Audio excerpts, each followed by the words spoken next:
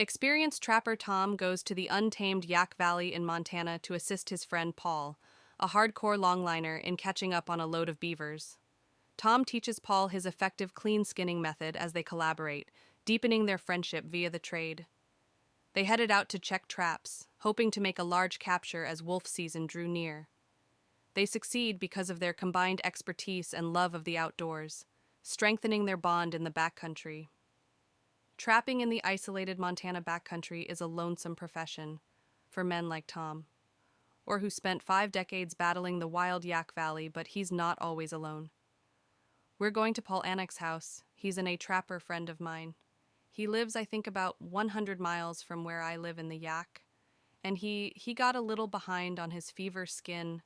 The community of hunters and trappers in the area is small, but friendly.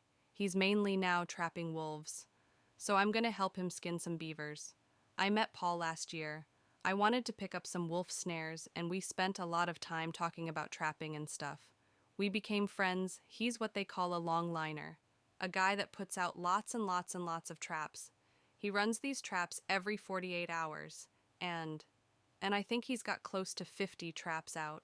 It's always good to go out with somebody else that's doing the same thing as you are. You know, you can always learn from people. I bet there's something I can teach him yet, and I bet I could learn a lot too. Hi, buddy. Hey, Tom, Harry, my friend. How was the drive? It was a good make it finally up here, and look at your place. Oh man, from spring. You did all this. Yeah, got it. I got the place at the end of May, and the help my nephews and a few other people. You know, we about 5 weeks. We got it up to this point here. Wow, you know. So I got it livable anyways. It took me 5 years to do what you did. I had a lot of help. I had a lot of good people helping me. So yeah, come on. Now I'll show it to you. So Tom has this method of skinning beaver that I'm really kind of interested in watching someone that knows how to do it. So he clean skins beavers, and I like to get a little bit more detail on how that's done. Oh, let's put a medium-sized one up. All right, you tried these. I use them for splitting tails. They work for tails, and they also work for the bellies. That too, I never even thought about using them for the belly. See, we're learning something already. That's right. That's right. All right, now the thing is just open them up. I really want to learn this clean skinning method. I want you watching close. I am okay.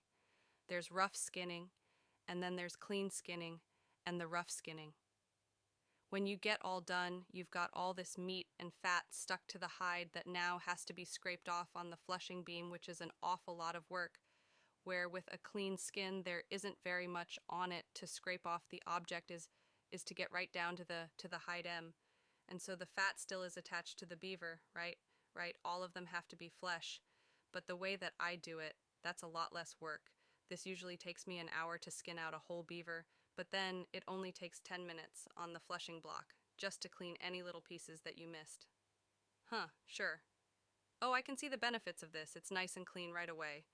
My style is hurry up and get to hide off the beaver to move on to the next one. More of a production type of style of skinning, just because of the sheer numbers that I catch. You know what we're doing. Grab a knife and jump on that side. I'll do it. I'll do it. I think I can handle it. I bet you can. You getting it? Oh yeah, yeah, not as clean as yours. But I'll probably have to touch it up a little bit on the practice mix. Perf, I got some wolf traps out. Tom, probably need to go check a few. Um, alright. I do that. Would you do that? Alright. Well, we get these beavers done. Let's go check some wolf traps. Huh? Alright. It's great to have Tom in my first shop, teaching me something he's been doing for years. If you want to go ahead and start putting on a hoop, I'll get that one flashed, so maybe we can leave a little sooner, but it's taken 3 hours to flesh Paul's overstock of hides. As promised, Tom's methodical approach saves time and gets right on to stretching. You have an awl. Do you punch holes with an awl? And what do you use? Well, I use this right here, and that's all right. Just like that, trappers used to be pretty damn secretive because they were all trying to get the fur to the fur buyer. It's better to help each other because everyone knows something that the next guy doesn't. Are you ready? Come behind me and hook it, okay? And I'll punch the holes like I'm sure Paul learned stuff from me while I was here, and I learned stuff from Paul too. So it was good for both of us to spend some time together. Now, I'll return this way and then meet you. How's that? Okay, so after the hide is stretched, it will be salted to remove moisture and stop it from rotting. Then it's on to the next one. Okay, we have 3 more on hoops, so we'll have 3 hides in a day. This snugger down got it, so we went through these beavers reasonably well, finishing them. Wolf season starts this week, and I got a lot of crap to do to have Tom at my house to help me out clean skinning. That way I appreciate that all right. Tom, we got done a little bit early. You want to go wolf trapping? Yeah, I want to go grab your jacket. Let's go. I'm averaging about $2,000 of wolf right now. So I got to focus entirely on wolf trapping.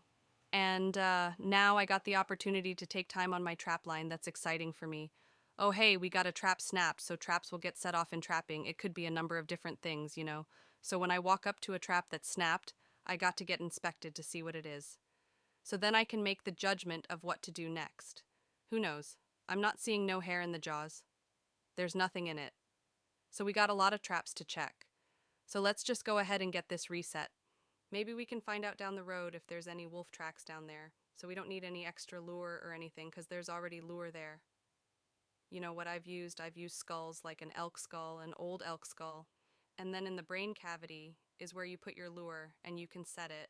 So the lure it won't get snowed on or rained on or anything because it's inside the brain cavity. That's you just turn the nose out.